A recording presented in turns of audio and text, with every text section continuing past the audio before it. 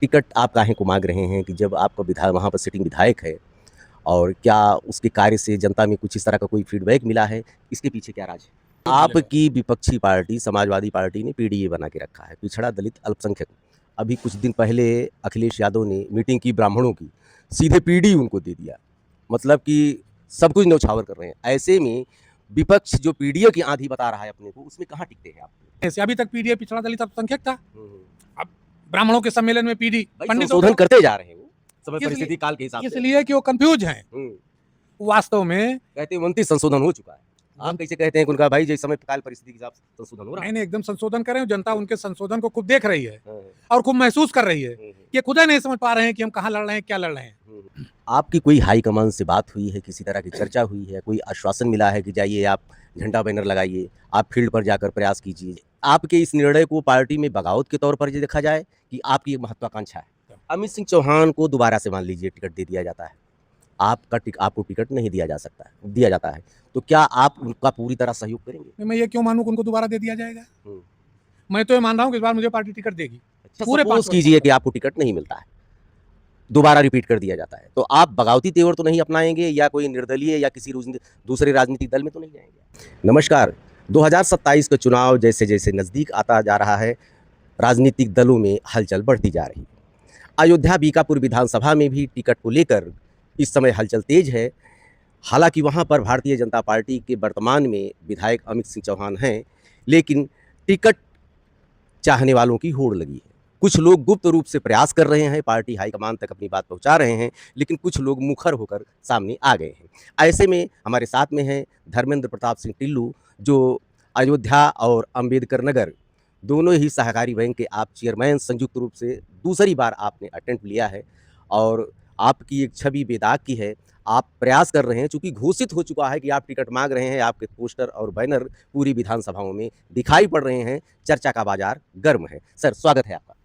बहुत बहुत धन्यवाद पाठक जी। सभी दर्शक बंधुओं को भी सादर प्रणाम। आपको आखिर टिकट आप काहे को मांग रहे हैं कि जब आपका विधायक वहाँ पर सिटिंग विधायक है और क्या उसके कार्य से जनता में कुछ इस तरह का कोई फीडबैक मिला है? इसके पीछे क्या राज है? देखिए, लोकतंत्र है और लोकतंत्र में हर 5 वर्ष बाद चुनाव आते हैं। निश्चित रूप से जिसको भी टिकट मिलता है 5 वर्ष के लिए मिलता है। जनता अगर अपना आशीर्वाद देती है तो विधायक के रूप में काम करता है, और जनता आशीर्वाद नहीं देती है तो पूर्व प्रत्याशी के रूप में पार्टी के काम करता है। मैं भारतीय जनता पार्टी का कार्यकर्ता हूँ, मूल कार्यकर्ता हूँ, और शुरू से ही मैंने भारतीय जनता पार्टी की राजनीति एक कार्यकर्ता के रूप में की है। बीकापुर विधानसभा, जो पहले सोहल विधानसभा थी, अब बीकापुर के नाम से है, वो हमारी कर्मभूमि भी है और हमारी जन्मभूमि भी है। वहाँ पर एक एक कार्यकर्ता से मेरा दिल से लगाव है, उनके सुख दुख में उपस्थिति है, और ऐसा नहीं है कि चुनाव आ जाए तो फिर हम निकल पड़े। पिछले 20-25 सालों से वहाँ लोगों के बीच में आना जाना है, लोगों का लगातार आशीर्वाद मिलता है, सहयोग मिलता है, और उन्हीं के दम पर मैंने टिकट भी कई बार मांगा, इस बार भी मैं मांग रहा हूँ। मुझे पूरा विश्वास है कि उन कार्यकर्ताओं के परिश्रम से, कार्यकर्ताओं के सहयोग से, नेतृत्व के आशीर्वाद से मुझे इस बार पार्टी मौका देगी, और मौका देगी तो निश्चित रूप से ये सीट भारतीय जनता पार्टी की झोली में डालने का हर संभव प्रयास और उपाय करूंगा। आखिर क्या अपने अंदर आप खूबी मानते हैं जो आपको जनता वहाँ की विधायक चुने? देखिए, मैं एक कार्यकर्ता हूँ। मैं 8 साल, 8.25 साल से जिला सहकारी बैंक का चेयरमैन भी हूँ, लेकिन जो कार्यकर्ता भाव हमारा है उसमें एक ठेलेवान से लेकर के और उस विधानसभा में अगर राजा भी हैं तो मेरा एक समान व्यवहार, लोगों के बीच में बराबर आना जाना, लोगों के सुख दुख में बराबर खड़ा होना, और जात पात से उठकर, धर्म से उठकर लोगों से मेरे संबंध हैं, और दिल के संबंध है, राजनीतिक संबंध केवल नहीं है। वो मेरे लिए तन मन और धन से सहयोग करेंगे और अपनी पूरी ताकत लगाएंगे हमको जिताने के लिए, और इसका प्रमाण आप क्षेत्र में घूमें तो आपको स्वतः मिल जाएगा। क्या आपको लगता है कि जनता असंतुष्ट है वहाँ के वर्तमान विधायक से, इसलिए आपने मौका देखते हुए चौका मार दिया? नहीं, देखिए, ये दूसरा विषय है। संतुष्ट है कि संतुष्ट है, इस पर कभी मैंने ना ध्यान दिया है, ना ये मेरा काम है। पार्टी ने उनको मौका दिया, जनप्रतिनिधि बने, और समय पूरा करके जो भी जनता को लग रहा होगा, जनता स्वयं उसको व्यक्त करती है। स्थान स्थान पर लोग अच्छा बुरा कहते होंगे, जिसको जैसा महसूस होता हो। मैं कोई मूल्यांकन करने वाला नहीं हूँ। मैं अपना मूल्यांकन कर सकता हूँ, और लोगों का क्या मत है, लोगों का क्या मन है, उसका मूल्यांकन कर सकता हूँ। वो देखने पर मुझे लगता है कि सभी जातियों के, सभी वर्गों के लोगों का मुझे समर्थन और सहयोग भरपूर है। क्या समीकरण आप पाते हैं अपना चुनाव जीतने के लिए? देखिए, मैं नंबर एक बात, कोई जात पात की ना राजनीति करूँ, ना जात पात के हिसाब से संबंध रखूँ। मुझे सभी जातियों का समर्थन मिलेगा, सभी जातियों का वोट मिलेगा, और यहाँ तक कि सपा बसपा और कांग्रेस के चिन्हित कार्यकर्ता, उनके भी दिल में ये बात है कि इतने लंबे समय से राजनीति कर रहे हैं, इनको मौका मिलना चाहिए, और वो भी हमारा दबे छुपे और तमाम लोग तो खुलकर मदद करेंगे, समर्थन करेंगे। अल्पसंख्यक समुदाय में भी मुझे अपेक्षाकृत अन्य प्रत्याशियों के मुझको ज़्यादा समर्थन और भाई सहयोग आपकी विपक्षी पार्टी समाजवादी पार्टी ने पीडीए बना के रखा है, पिछड़ा दलित अल्पसंख्यक। अभी कुछ दिन पहले अखिलेश यादव ने मीटिंग की ब्राह्मणों की, सीधे पीडी उनको दे दिया, मतलब कि सब कुछ न्यौछावर कर रहे हैं। ऐसे में विपक्ष जो पीडीए की आंधी बता रहा है अपने को, उसमें कहाँ टिकते हैं आप? देखिए, कौन पीडीए, कैसा पीडीए?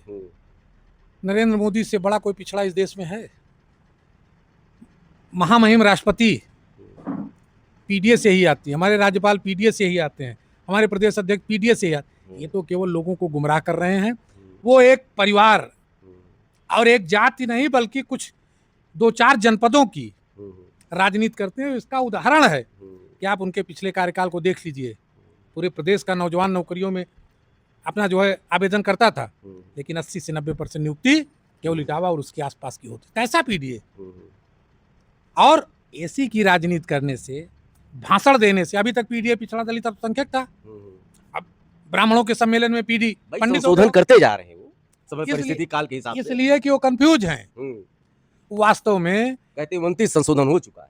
आप कैसे कहते हैं कि उनका भाई जैसे समय काल परिस्थिति के हिसाब से संशोधन हो रहा है? मैंने एकदम संशोधन करे, जनता उनके संशोधन को खूब देख रही है और खूब महसूस कर रही है।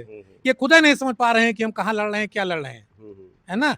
केवल गुमराह करके जनता के बीच में आप राजनीति नहीं कर सकते हो। काम करना पड़ेगा, काम दिखाना पड़ेगा। आज जो दीनदयाल जी का सपना था कि आखिरी जो गरीब व्यक्ति होगा इस समाज का, उसके चेहरे पर मुस्कान लाना है, वो काम आज माननीय प्रधानमंत्री जी और माननीय योगी जी के नेतृत्व में प्रदेश और देश में हो रहा है। आज कोई ऐसा व्यक्ति नहीं जो किसी मकान से वंचित हो, किसी जो भी उसकी मूलभूत सुविधाएं हैं, शिक्षा, स्वास्थ्य, आवास, सम्मान, केवल भारतीय जनता पार्टी दे रही है। आज महिलाएं कहां से कहां पहुंच गई। जातिवाद का भी आरोप बहुत भयंकर लगाता है विपक्ष। देखिए, विपक्ष के भैया, देखिए, विपक्ष के पास जब कुछ है ही नहीं है तो विपक्ष जातिवाद का आरोप लगाएगा ही। जितने सिंह लिखे लोग हैं उसमें 70% अन्य जातियों के हैं।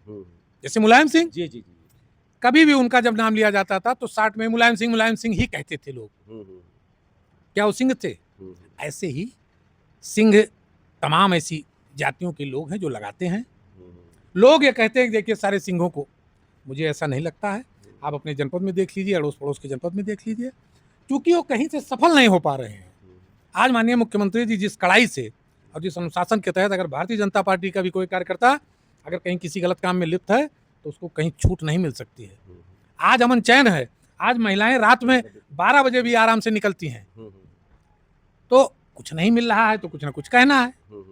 इस नाते गलत आरोप लगा करके लोगों को गुमराह करते हैं। लोग खूब समझ गए हैं। हर हाथ में एंड्रॉइड सेट है। खेतों के मेड़ पर बैठ करके भी लोग देख रहे हैं कौन क्या कर रहा है। कुछ इनका नहीं चलने वाला है। आप देखिएगा कि चुनाव आते आते ये धराशायी हो जाएंगे, लड़ने की कुवत ही नहीं बचेगी। एक यहीं के सांसद हैं जिन्होंने केवल लोगों को गुमराह करके और चुनाव जीत लिया। आज लोग अफसोस कर रहे हैं कि मैंने गलती कर दिया। आज राम के नाम पर लोकसभा के बाहर ड्रामा कर रहे हैं, अयोध्या की गरिमा को गिरा रहे हैं। सब जनता देख रही है, लोग देख रहे हैं। समय पर इनका उचित मुंह तोड़ जवाब जनता देगी, ये मुझे पूरा भरोसा है। आपकी कोई हाईकमान से बात हुई है, किसी तरह की चर्चा हुई है, कोई आश्वासन मिला है कि जाइए आप झंडा बैनर लगाइए, आप फील्ड पर जाकर प्रयास कीजिए जनता की, तो कुछ आपको आदेश है? देखिए, भारतीय जनता पार्टी में एक व्यक्ति की पार्टी नहीं है, प्राइवेट लिमिटेड नहीं है, सपा बसपा की तरह और कांग्रेस की तरह। ये पंचायती पार्टी है। नीचे से ऊपर तक कई स्टेप से प्रत्याशियों के नाम गुजरते हैं और तब हाईकमान उस पर निर्णय लेता है। इस नाते कोई किसी को आश्वासन नहीं देता। अगर मैं कहूँ या कोई कहे तो झूठ बोल रहा है। एक लोकतांत्रिक और एक सम्मानित पद पर हैं, एक सभापति भी हैं आप इस जिले के अंबेडकर नगर, इतना बड़ा पद है जी। और आपने बाखूबी निभाया भी है 8.5 वर्षों में।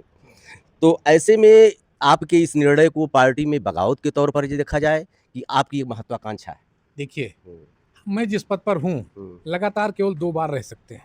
अच्छा, अच्छा। लगभग 9 वर्ष पूरा हो जाएगा और अगर हमको पार्टी मौका देती है और जनता चुनाव जिताती है तो हमारे जो और डायरेक्टर्स हैं उनमें कोई न कोई सभापति बन के बैठेगा। तो न तो बगावत है और कभी भी इसी पार्टी में जन्म लिया है शुरू से, जब से हम लोग बच्चे थे 9-10 साल के, इसी में काम करते करते और इसी में रहना है, कोई गफलत नहीं है। 24 कैरेट जो सोने में कहा जाता है, 24 कैरेट का कार्यकर्ता हूँ। कभी किसी ने उंगली नहीं उठाया, उंगली उठा नहीं सकता है। मैं दावे के साथ इस बात को कहता हूँ कि मैं भारतीय जनता पार्टी के लिए ही काम करता हूँ, उसी के लिए जीता मरता हूँ। अमित सिंह चौहान को दोबारा से मान लीजिए टिकट दे दिया जाता है, आपको टिकट नहीं दिया जाता है, तो क्या आप उनका पूरी तरह सहयोग करेंगे? मैं ये क्यों मानूं कि उनको दोबारा दे दिया जाएगा? मैं तो ये मान रहा हूँ कि इस बार मुझे पार्टी टिकट देगी। अच्छा। तो उस पर मैं विचार क्यों करूँ? और जब भी मैंने 12 में टिकट मांगा, 15 में टिकट मांगा, 17 में भी टिकट मांगा, 22 में भी टिकट मांगा, मैंने हमेशा पार्टी की ही बात की है, पार्टी के ही पक्ष में बोला है, लगातार पार्टी के पक्ष में ही। अच्छा, पूरे 5 सपोज कीजिए कि आपको टिकट नहीं मिलता है, दोबारा रिपीट कर दिया जाता है, तो आप बगावती तेवर तो नहीं अपनाएंगे या कोई निर्दलीय या किसी दूसरे राजनीतिक दल में तो नहीं जाएंगे? पहले तो मैं आपको बता दूं कि प्रत्याशी के रूप में मैं ही आपको भारतीय जनता पार्टी के दिखूंगा, ये मुझे पूरा विश्वास है। तो मैं उस बात पर विचार क्यों करूं? मैंने आज तक बगावत नहीं किया। कभी पार्टी का जो निर्देश हो जाता है उसके अतिरिक्त एक कदम भी चलना मैं उसको हराम मानता हूँ। तो इस नाते उस पर तो कोई विचार ही नहीं है। अच्छा। लेकिन उनको क्यों मिल जाएगा? मुझे मिलेगा, ये मुझको भरोसा रखना चाहिए। अच्छा। उस भरोसे पर कायम हूँ, मेहनत कर रहा हूँ, आगे बढ़ रहा हूँ। आप धर्मेंद्र सिंह टिल्लू जी हैं, आपसे पूरी बात निकलवाने में मैं सफल रहा कि आप टिकट के प्रबल दावेदार हैं, और लेकिन एक चीज़ साथ में है कि पार्टी के सच्चे सिपाही भी हैं। बगावती तेवर में हम कदाप नहीं आएंगे, लेकिन अपनी बात को हम मजबूती से जरूर रखेंगे। देखते रहिए अयोध्या दर्पण। ढेर सारी शुभकामनाएं आपको। धन्यवाद। सभी को प्रणाम। बहुत बहुत धन्यवाद पाठक जी।